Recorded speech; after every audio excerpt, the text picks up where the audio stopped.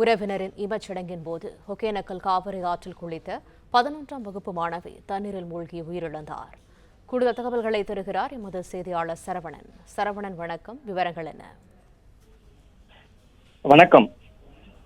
ஒகேனக்கல் காவிரி ஆற்றில் மூழ்கி பள்ளி மாணவி உயிரிழந்த சம்பவம் பெரும் பரபரப்பையும் சோகத்தையும் ஏற்படுத்தியுள்ளது. தருமபுரியை அடுத்த அரியகுளம் அருகே உள்ள பி மோட்டுப்பட்டி பகுதியைச் சேர்ந்த பழனி சாந்தி தம்பதியின் மகள் மோனிகா, வயசு 16, கிருஷ்ணாபுரம் அரசு மேல்நிலைப் பள்ளியில் 11ஆம் வகுப்பு படித்து வருகிறார். குடும்பத்தினருடன் டிராவல்ஸ் தனது உறவினர்களுடைய இறந்த ஈமச்சடங்கிற்காக குடும்பத்துடன் டிராவல்ஸில் ஈமச்சடங்கு செய்ய ஒகேனக்கலுடன் குடும்பத்துடன் வந்து ஆற்றில் இறங்கி குளித்துள்ளனர்.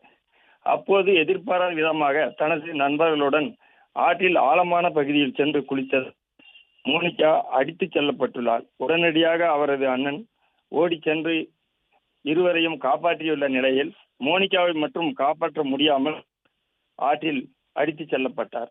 இதனால் அலறி துடித்த அவரது பெற்றோர் உறவினர்கள் ஒகேனக்கல் காவல் நிலையத்திற்கு தகவல் தெரிவித்து தீயணைப்புத்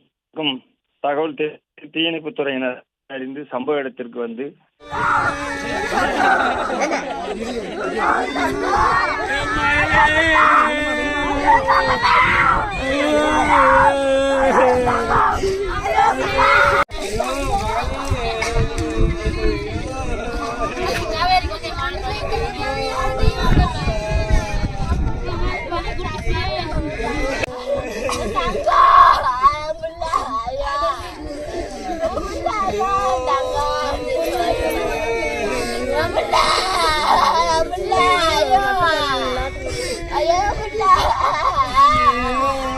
Ayah